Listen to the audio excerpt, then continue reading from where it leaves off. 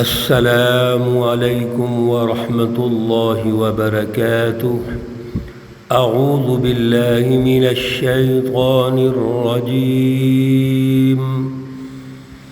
بسم اللہ الرحمن الرحیم۔ قد سمع اللہ قول التي تجادلك في زوجها وتشتكي إلى الله والله يسمع تحاوركما إن اللہ سمیع بصیر۔ صدق اللہ العلی العظیم۔ اللہم صلی علی سیدنا ومولانا محمد النبی الأمی وعلى آلہ وأصحابہ وبارک وسلم وصلی علیہ۔ معزز سامعین و سامعات، آج الحمدللہ ہم 28واں پارہ اور سورۃ المجادلہ کا آغاز کر رہے ہیں۔ اللہ رب العزت اس مکمل پارے اور ان کی آیات، ان کی صورتوں کا فہم ہمیں عطا فرمائیں اور عمل کی توفیق اور صلاحیت عطا فرمائیں۔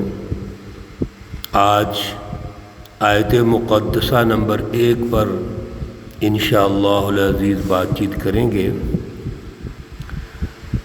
سورۃ المجادلہ یہ مدنی صورت ہے۔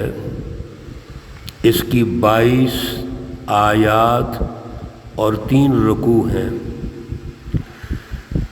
سورۃ المجادلہ سے پہلے ہم نے سورۃ الحدید کا مطالعہ کیا ہے اور اس میں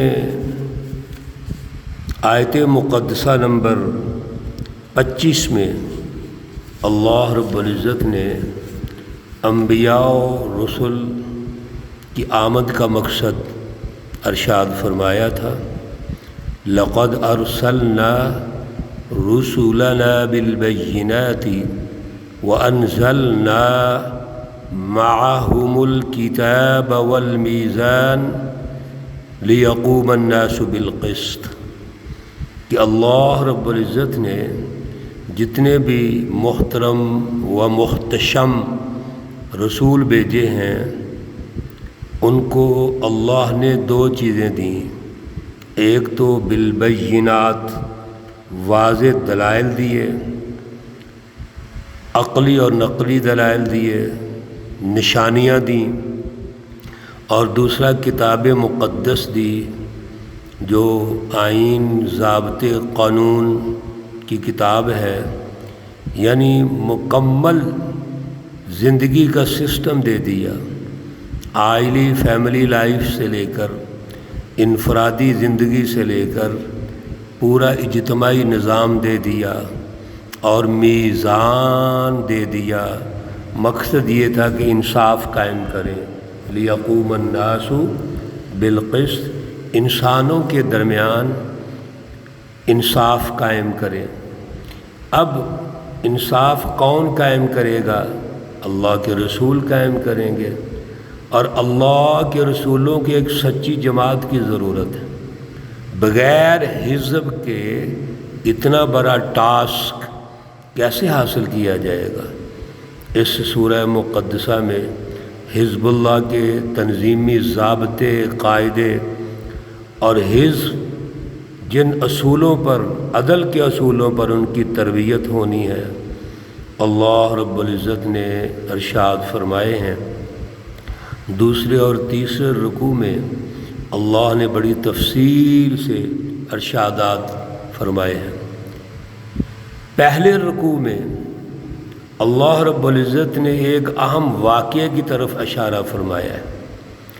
مجادلہ کا لفظی معنی ہوتا ہے جھگڑا کرنا، یعنی ایک کا دوسرے کے ساتھ جھگڑا کرنا، بحث کرنا، گفتگو میں ذرا شدت ہوتی ہے، سختی ہوتی ہے، یہ ماحول ہے المجادلہ۔ اللہ رب العزت نے اس ماحول کو یہاں ارشاد فرمایا۔ عربوں کے کچھ جو ضابطے تھے اللہ رب العزت نے وقت کے ساتھ ساتھ ان کی اصلاح فرمائی ہے۔ ان ضابطوں میں ان کے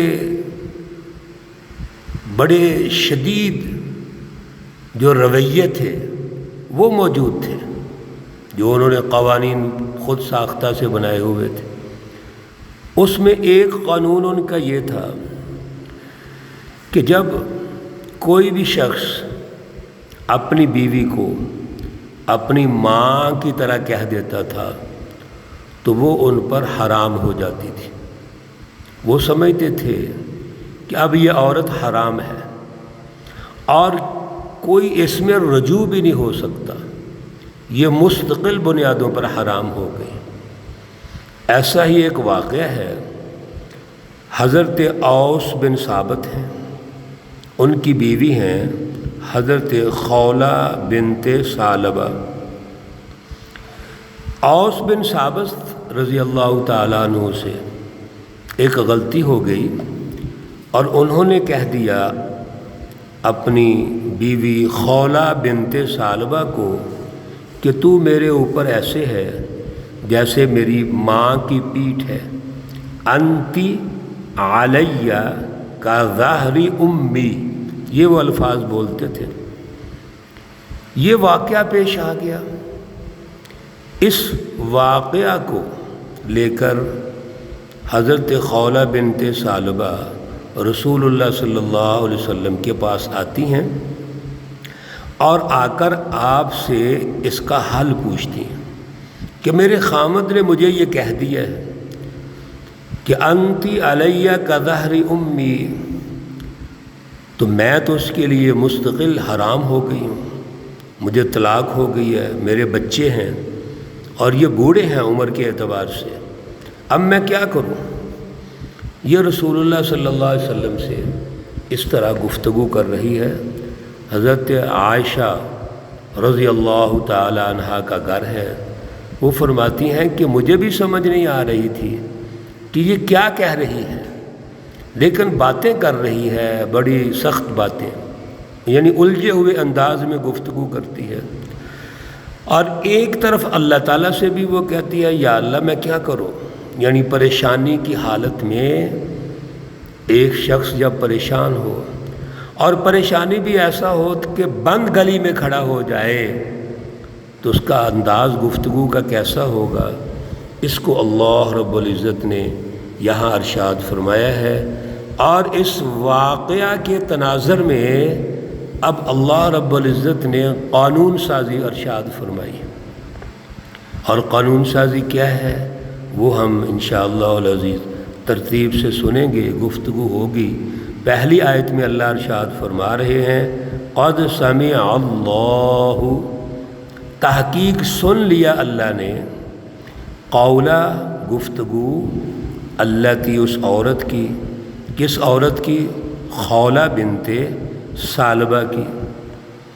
وہ گفتگو کیا ہے کہ تجادلو کا، وہ آپ سے جھگڑتی ہے، یعنی پوچھ رہی تھی نا میں اس مسئلے میں کیا کروں، میں پریشان ہوں، اور رسول اللہ صلی اللہ علیہ وسلم فرما رہے تھے اس کا میرے پاس کیا حل ہے، یہ تو ایک قانون موجود ہے اور اس کے متبادل تو اللہ کا قانون ہمارے پاس کوئی نہیں آیا، لہذا میں اس کا کیا جواب دوں؟ جب رسول اللہ صلی اللہ علیہ وسلم اس کو جواب نہیں دیتے تو وہ اپنی پریشانی کا اظہار کرتی ہیں۔ تو اللہ کہتے ہیں کہ یہ گفتگو جو خولہ بنت ثعلبہ رسول اللہ صلی اللہ علیہ وسلم کے ساتھ کر رہی ہے یہ اللہ نے سن لی، یعنی اللہ تو سنتے ہیں، دیکھتے ہیں، لیکن اللہ رب العزت اس واقعے کے تناظر میں اب قانون سازی ارشاد فرماتے ہیں. تو وہ عورت رسول اللہ صلی اللہ علیہ وسلم کے ساتھ فی زوجہا اپنے خاوند کے بارے میں جھگڑتی ہے. وَتَشْتَكِي إِلَى اللَّهِ، اور اللہ رب العزت کی طرف بھی شکایت کرتی ہے کہ میں اب ماری جاؤں گی، پریشان ہوں، بچے ہیں، کس طرح ان کا گزارا ہوگا، میں تو مستقل اس پر حرام ہو چکی ہوں. واللہ، اور اللہ رب العزت یسمع، سنتا تھا، تحاورکما، تم دونوں کی گفتگو، سوال و جواب. حضرت خولہ بنت ثعلبہ جو گفتگو پیارے رسول اللہ صلی اللہ علیہ وسلم سے کر رہے ہیں، آپس میں گفتگو ہو رہی ہے، اور تو حضور تو ایک ہی بات کرتے ہیں، اس کا کیا حل ہے؟ کوئی جواب ہمارے پاس نہیں ہے. یعنی جو قانون موجود ہے اسی کو اختیار کرنا پڑے گا، اور وہ پریشان ہے. تو اللہ رب العزت نے اس کا نقشہ کھینچا کہ واللہ یسمع تحاورکما، اللہ رب العزت آپ کی جو دونوں کی گفتگو تھی، جو بحث و تکرار تھی، سوال و جواب تھے، اللہ سن رہے تھے. کیوں؟ ان اللہ سمیع بصیر، بے شک اللہ خوب سننے والا ہے، خوب دیکھتا ہے. یہاں سے یہ اندازہ ہو گیا میرے عزیزو کہ ہمارا کوئی بھی مسئلہ وہ اللہ کے سامنے ہوتا ہے. اور اس واقعہ سے ثابت ہو گیا کہ رسول اللہ صلی اللہ علیہ وسلم پر جب تک اللہ کا حکم نازل نہیں ہوتا، آپ اپنی طرف سے کوئی بات نہیں کرتے. یہ جو قاعدہ اور ضابطہ اور رواج تھا عربوں کا، اس وقت تک رسول اللہ صلی اللہ علیہ وسلم نے اس کے متبادل، کیونکہ اللہ کا کوئی حکم نہیں آیا تو آپ خاموش ہیں. اور ایک تیسری بات واضح ہو گئی کہ قرآن پاک میں یہ جتنے واقعات ہیں، اور یہ واقعہ بھی اصل میں قانون سازی کے لیے وہ واقعات ہوتے ہیں. ایک واقعہ ہوتا ہے، اس واقعہ کے تناظر میں اللہ رب العزت کے ارشادات نازل ہوتے ہیں، قانون سازی ہوتی ہے، اس کے دائرے اور تقاضے بتائے جاتے ہیں. اب اللہ رب العزت اس کے باقاعدہ کچھ دائرے، کچھ تقاضے، کچھ قوانین ارشاد فرمائیں گے انشاءاللہ. اگر دروس میں سنیں گے، اللہ رب العزت ہمیں قرآن مقدس کا فہم عطا فرمائیں، اعلیٰ شعور عطا فرمائیں. اللہ رب العزت تمام بیماروں کو شفائے کاملہ عاجلہ مستمر عطا فرمائیں. اللہ رب العزت تمام مرحومین و مرحومات کو جنت الفردوس میں اعلیٰ مقام عطا فرمائیں. ربنا تقبل منا انك انت السميع العليم وتب علينا انك انت التواب الرحيم. وصلى الله تعالى على النبي الأمي محمد وعلى آله وأصحابه أجمعين برحمتك يا أرحم الراحمين. السلام عليكم ورحمة الله وبركاته.